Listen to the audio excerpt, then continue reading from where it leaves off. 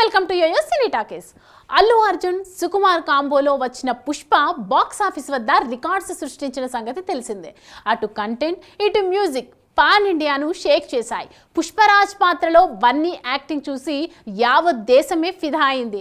దీంతో ఇప్పుడు ఈ movie second part Pushpa 2 the rule పై ఓ రేంజ్ లో అంచనాలు పెరిగాయి. ఇక వారం రోజులుగా పుష్ప 2 అప్డేట్స్ తో పుష్పరాజ్ మేనియాతో అల్లు అర్జున్ ఫ్యాన్స్ ఊగిపోతున్నారు.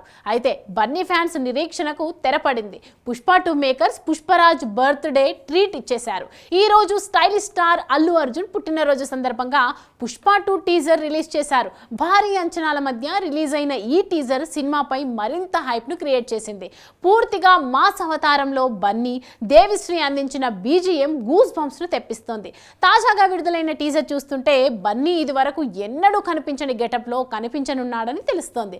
పట్టు చీరలో, మెడలో నిమ్మకాయల మాలతో, ఒంటి నిండా బంగారు ఆభరణాలతో అమ్మోరు గెటప్ లో కనిపించారు.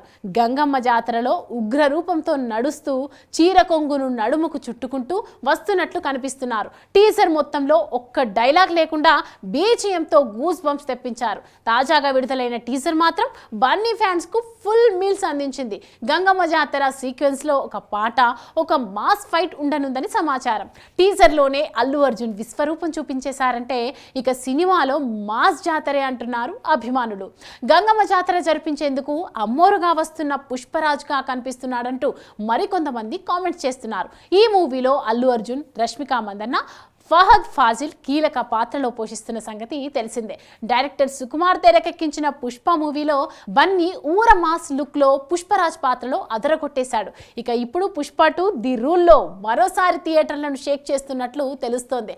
మైత్రి మూవీ మేకర్స్ నిర్మిస్తున్న ఈ సినిమాకు దేవిశ్రీ ప్రసాద్ మ్యూజిక్ అందిస్తున్నాడు. హాయ్ హలో మెస్మరైజ్ చేసే మూవీ ముచ్చట్లు, రిలీజ్ అయిన వెంటనే రివ్యూస్, మీ అభిమాన తారల రియల్ స్టోరీస్, సినిమా సమాచారం ఏదైనా క్షణాల్లో మీ చెంతకు.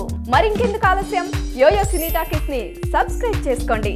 హలో నోటిఫికేషన్ కోసం గంట కొట్టడం అస్సలు మర్చిపోకండి.